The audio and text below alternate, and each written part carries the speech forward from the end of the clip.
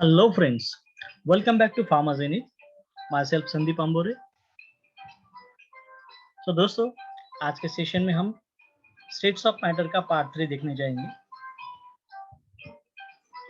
तो learning outcomes देखेंगे. Latent heat, vapour pressure, critical triple point, eutectic mixture, relative humidity, aerosol, inhalers along with liquid complex and liquid crystals. एक एक देखेंगे हम. चलो first of all हम देखते हैं inter conversion of states. See the states of matter changes on the basis of heat exchange. Either it may be absorbed or evolved. बहुत बार एक स्टेट दूसरे स्टेट में जब कन्वर्ट होती है एट दैट टाइम हीट एक तो एब्जॉर्ब होती है या फिर इवॉल्व होती है. यहाँ पे देखते हैं एग्जांपल के लिए सॉलिड जब हीट एब्जॉर्ब करती है तो solid get converted into liquid form due to melting. वही अगर लिक्विड हीट इवॉल्व करता है तो it get converted into solid form with freezing. Same thing is happening over during interconversion of states. Solid get converted into liquid by melting. Liquid get converted into gas by vaporization. Gas get converted into solid by condensation. Sometimes solid directly get converted into gaseous form. In the phenomena is called as a sublimation. हमने पहले भी इसे देखा है. Okay, so it is interconversion of states. Now, second phenomenon देखेंगे that is latent heat. See. The energy absorbed or released by a substance during change in its physical state without change in temperature is called as a latent heat. बहुत बार एक state of matter दूसरे state of matter में जब convert होती है at that time that amount of energy, amount of heat is utilized to convert ice into water. और एक state दूसरे state में जब convert होती है that minimum energy जो क्या करेगी सिर्फ state को बदलेगी ना कि उसका temperature बढ़ाएगी. मैं क्या कह रहा हूँ समझ में आ रहा है आपको? The amount of energy absorbed और release to convert one state of matter to another state of matter without change in temperature is called as a latent heat. मतलब अगर आइस को हमें पानी में कन्वर्ट करना है जो मिनिमम एनर्जी यूटिलाइज होगी आइस को पानी में कन्वर्ट करते हुए जहाँ पे आइस का और वाटर का जो भी टेम्परेचर है कांस्टेंट रहेगा, कॉमन रहेगा. दैट मिनिमम और एनर्जी एब्सॉर्ब्ड और release is called as a latent heat. Okay, same thing latent heat of vaporization. जब वाटर को वेपर में कन्वर्ट किया जाएगा without changing its temperature it is called as a latent heat of vaporization. Next phenomena है, अगर deeply देखा जाए latent heat को क्या होता है? Stirrer, ice. ओके, इसको हम क्या करते हैं बर्नर के थ्रू उसको हीट सप्लाई करते हैं. That ice gate converted into liquid form, उसका वाटर बनेगा. वाटर अगर उसका अगेन उसको हीट सप्लाई की जाए तो it get boiled and ultimately get converted into gaseous form. Okay, solid, liquid, that is latent heat, liquid into vapor, that is latent heat, and every time that heat utilized to convert one state to another state is named as latent heat of melting, latent heat of vaporization. यहाँ पे देखते हैं heating curve. यहाँ से यहाँ तक जब हम टाइम बढ़ाते जाते हैं और मेल्टिंग पॉइंट टेम्परेचर भी बढ़ता जाता है तो इस स्टेप पे क्या होगा, जो अमाउंट एनर्जी लगेगी, हीट लगेगा, वो यूटिलाइज होगा to convert get into liquid form. Liquid में कन्वर्ट होने के लिए वो extra amount of energy utilise होती जाएगी. ओके, वैसे ही इस पॉइंट से आगे लिक्विड से आगे गैस फॉर्म में कन्वर्ट होगी और ये स्टेज ऐसे रहेगी लिक्विड और गैस की और सॉलिड और लिक्विड की, जहाँ पे दोनों भी state at the same time आपको प्रेजेंट दिखेगी. Okay, so latent heat of energy is energy utilise to convert one state to another state without change in its temperature. उसका टेम्परेचर नहीं चेंज होगा, सिर्फ वो एक स्टेट से दूसरे स्टेट में चेंज होगी. नाउ हम देखते हैं vapour pressure. See the pressure exerted by vapour at equilibrium, that is rate of evaporation equals to rate of condensation is called as vapour pressure. मतलब वेपर प्रेशर वो vapour pressure रहेगा जहाँ पे equilibrium attain हुआ है. Equilibrium कैसा means rate of evaporation equals to rate of condensation. मतलब जितने लिक्विड के मॉलिक्यूल्स इवेपोरेट होके ऊपर की तरफ जा रहे हैं उतने ही मॉलिक्यूल नीचे आने चाहिए. फिगर फर्स्ट में देखा जाए तो all the molecules are moving in upward direction, that is rate of evaporation is much more. Second में देखा जाए तो एक मॉलिक्यूल है जो नीचे आ रहा है और बाकी के 3 मॉलिक्यूल ऊपर जा रहे हैं. अभी भी इक्विलिब्रियम एस्टैब्लिश नहीं हुआ. लेकिन अगर फिगर 3 देखा जाए at that time what happens, rate of evaporation equals to rate of condensation. Means this both rate of evaporation, मतलब जितने मॉलिक्यूल वेपराइज फॉर्म में जा रहे हैं उतने ही मॉलिक्यूल वेपर से गैसियस सॉरी लिक्विड फॉर्म में कन्वर्ट हो रहे हैं, कंडेंस हो रहे हैं।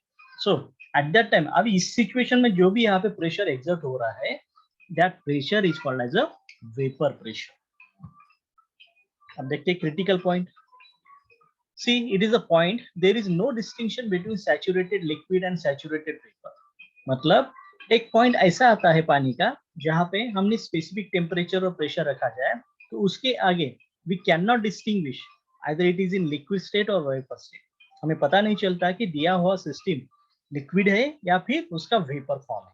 ओके, तो उसके लिए क्या चाहिए? Latent heat of vaporisation is zero. At this point latent heat of vaporisation कितना रहता है? जीरो। बहुत बार एमसीक्यू हो सकता है इस पे, latent heat of vaporisation at critical point is 0, 1, 100, कुछ भी ऑप्शन दिया जा सकते हैं, लेकिन हर बार याद रखना क्रिटिकल पॉइंट के टाइम पे latent heat of vaporisation is always zero. Okay, अगर पानी की तरफ देखा जाए, for water critical pressure is 22.064 megapascal और क्रिटिकल टेम्परेचर कितना रहता है? 647 degree kelvin.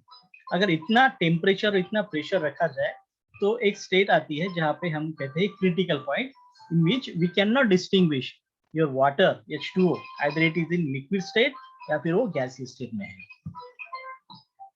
Triple critical point हो गया। अब हम देखते हैं ट्रिपल पॉइंट।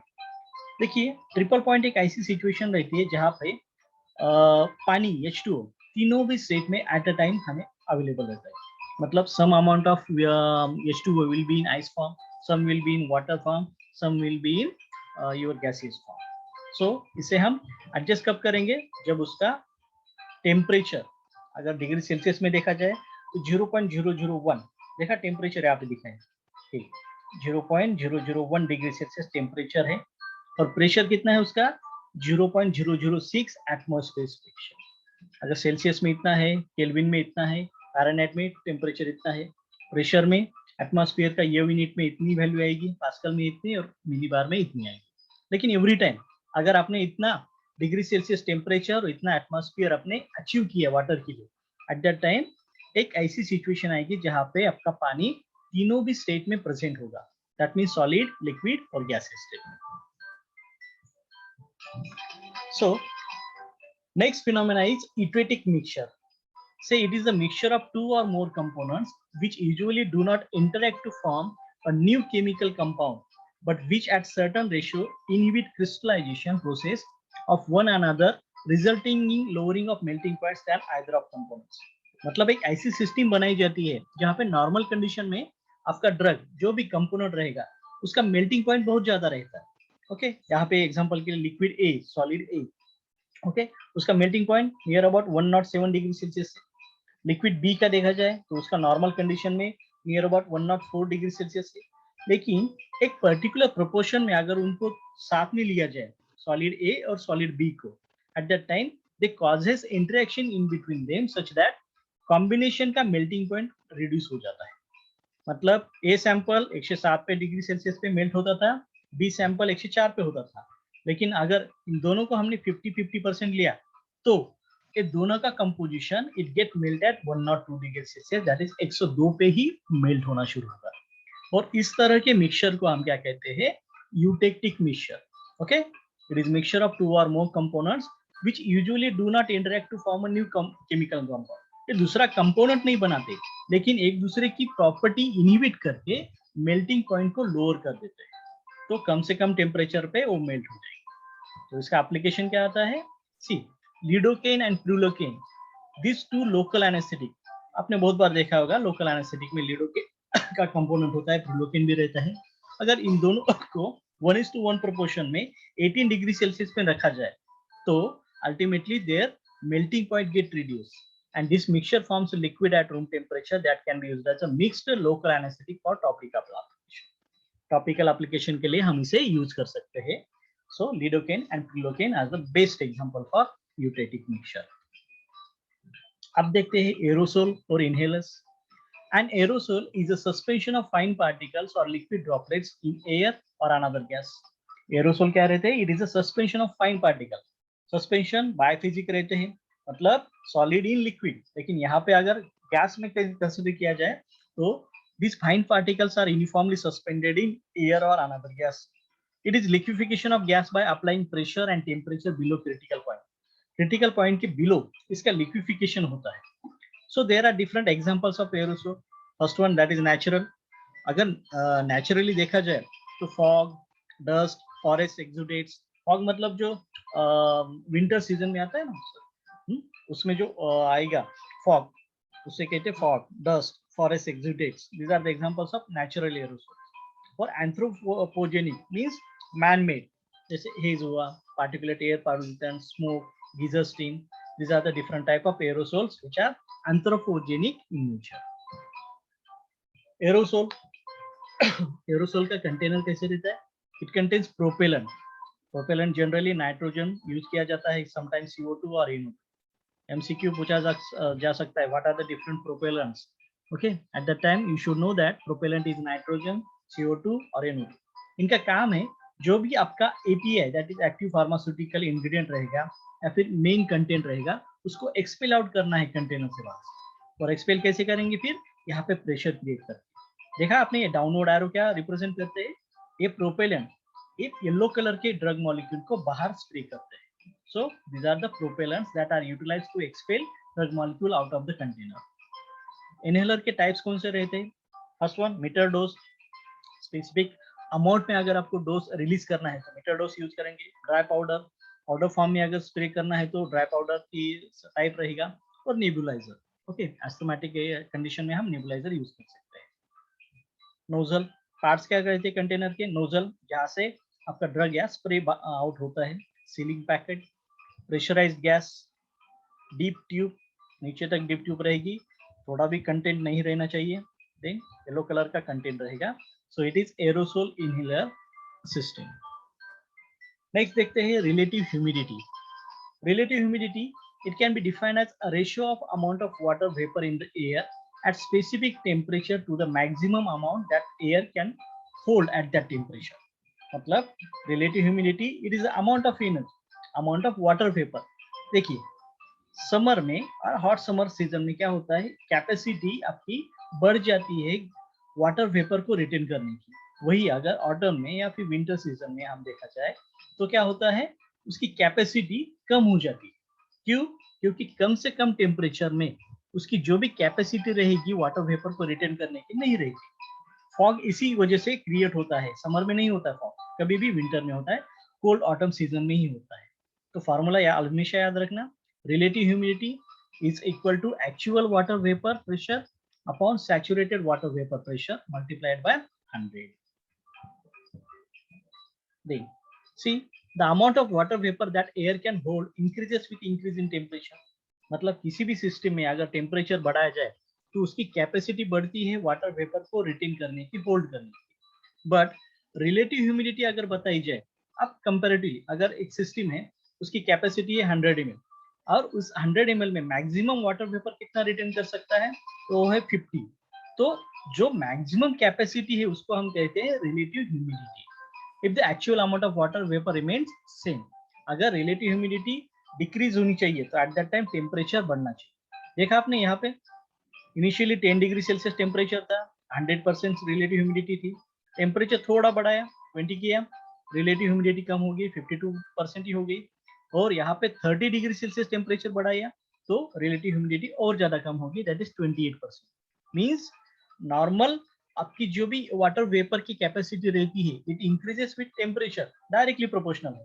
लेकिन जब हम रिलेटिव ह्यूमिडिटी बताते हैं at that time its capacity get reduced with increase in temperature. उसकी कैपेसिटी क्या हो जाती है, रिड्यूस हो जाती है with increase in temperature. Okay, हमेशा इस बात को याद रखना है। Then next point, liquid complexes. Liquid complexes are binary mixtures that have coexistence between two phases, that is solid liquid, liquid liquid और gas liquid। liquid complex कैसे बनते हैं? एक coexistence रहता है, solid liquid में रहेगा या फिर liquid liquid रह सकता है या फिर gas liquid भी रह सकता है। They show unusual mechanical response to applied stress। normal condition में जो mechanical stress अप्लाई करने के बाद अपना सॉलिड हो, लिक्विड हो या फिर गैस हो, जो दिखाता है उसके अलावा unusual mechanical response liquid complexes दिखाते हैं. This happens due to high disorder, caging and clustering nature. अगर शेविंग क्रीम का एग्जांपल लिया जाए तो it has highly disorderliness, caging structure रहता है उसमें, क्लस्टरिंग रहती है. So these are the examples of liquid complexes. Okay, तो लिक्विड क्रिस्टल्स क्या रहते हैं?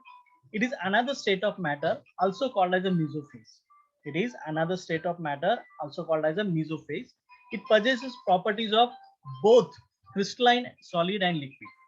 इसमें क्या रहते हैं? बोथ क्रिस्टलाइन सॉलिड भी रहता है, लिक्विड भी रहता है. देखो सॉलिड इस तरह से होगा, लिक्विड इस तरह से होगी, लेकिन लिक्विड क्रिस्टल इन दोनों के इंटरमीडिएट फिनोमेना दिखाता है. That's why it shows both properties of crystalline solid and liquid.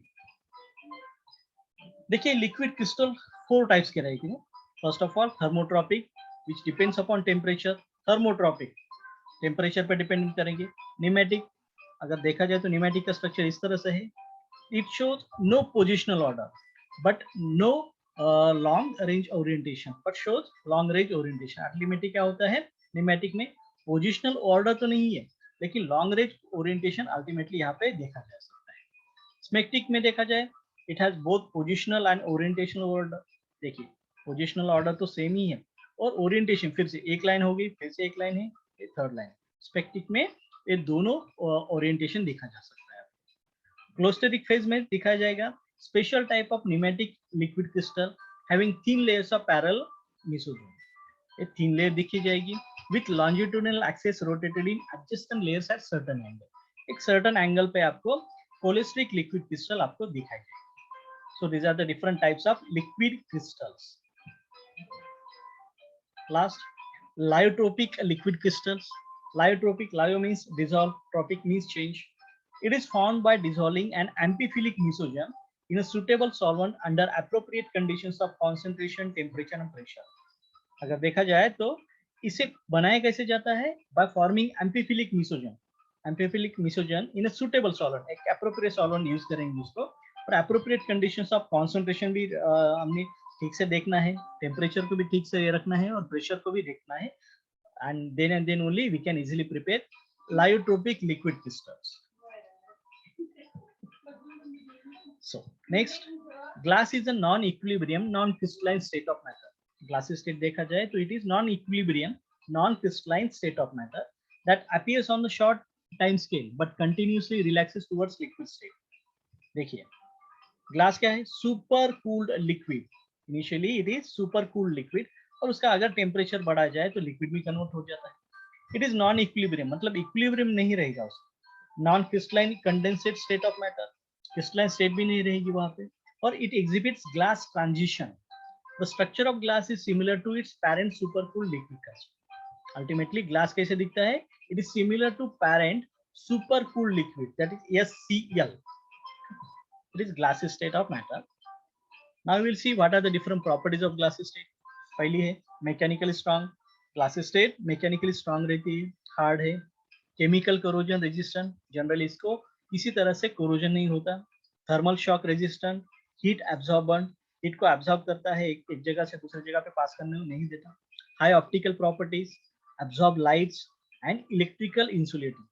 मतलब इलेक्ट्रिकल कंडक्शन पास नहीं करता, it acts as a electrical insulator.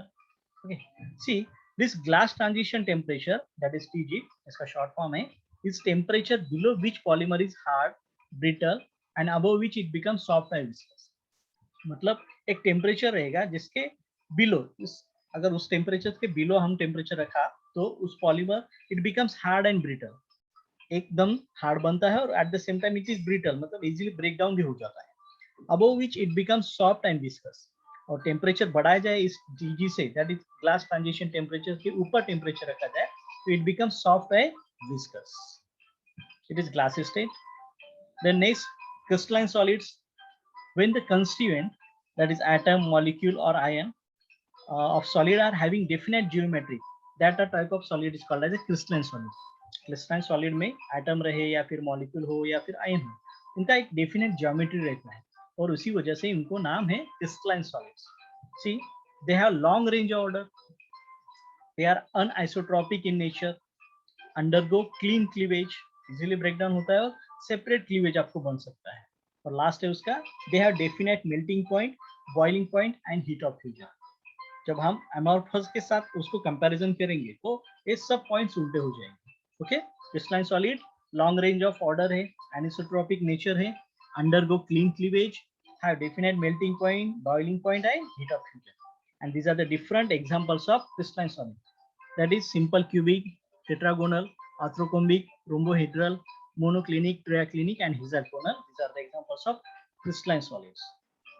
Next, crystalline solid, cooling curve of crystalline solids are discontinuous. अगर देखा जाए तो उसका जो भी कूलिंग कर्व रहता है एकदम रेगुलर नहीं रहेगा, एक यूनिफॉर्म लाइन में नहीं मिलेगा आपको। Every time you will get a crystalline solid in discontinuous matter. लेकिन अगर हम अमॉर्फस सॉलिड को देखते हैं तो when the constituents that is atom, molecules or ion of solid are not arranged, crystalline में हमने देखा था कि जो भी मॉलिक्यूल्स है, आयन से, एटम से, वो अरेंज मैटर में रहेंगे, डेफिनेट ज्योमेट्री रहेगी। ओके, लेकिन अमॉर्फस में वैसा नहीं रहता है। Amorphous solid are also called as non crystalline, pseudo solids और सुपर कूल्ड लिक्विड्स। हमने पहले स्लाइड में देखा था सुपर कूल्ड लिक्विड्स। ओके, तो these are the synonyms for amorphous solids. They have short range order, long range order नहीं रहती, एक limited period के लिए उनका orderliness रहता है। And they are isotropic in nature.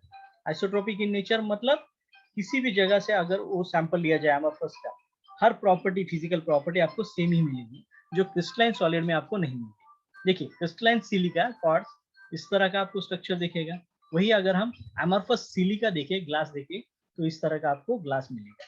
मतलब हर तरफ आपकी जो भी प्रॉपर्टी रहेगी वो डिफरेंट होगी क्रिस्टलाइन नेचर में और eight the same time amorphous nature. Amorphous का दे अंडरगो इरेगुलर क्लीवेज, जो भी क्लीवेज होगा रेगुलर पैटर्न में नहीं रहेगा, it will be in irregular format. They don't have definite melting point, boiling point and heat of fusion. जैसे हमने crystalline में देखा था उस तरह से अमॉर्फस सॉलिड में हमें डेफिनेट मेल्टिंग पॉइंट भी नहीं मिलेगा, बॉइलिंग पॉइंट भी नहीं मिलेगा और हीट ऑफ फ्यूजन भी नहीं मिलेगा। The cooling curve of amorphous solid is continuous. जैसा क्रिस्टलाइन में देखा था जिगजैग पैटर्न में, वैसा अमॉर्फस में आपको डिसकंटिन्यूअस नहीं मिलेगा, यहाँ पे continuous type of cooling curve मिलेगा। मतलब जैसे जैसे टेम्परेचर बढ़ता जाएगा, टाइम बढ़ता जाएगा, temperature will get ultimately reduced. Then next one, that is polymorphism. It is the ability of substance to exist in more than one crystalline structure. मतलब किसी सब्सटेंस की, किसी मटेरियल की प्रॉपर्टी है जो एक ही टाइम पे किसी it can be exist in more than one crystalline structure. Carbon है, सल्फर है, these are the different examples of polymorphic compounds. Okay.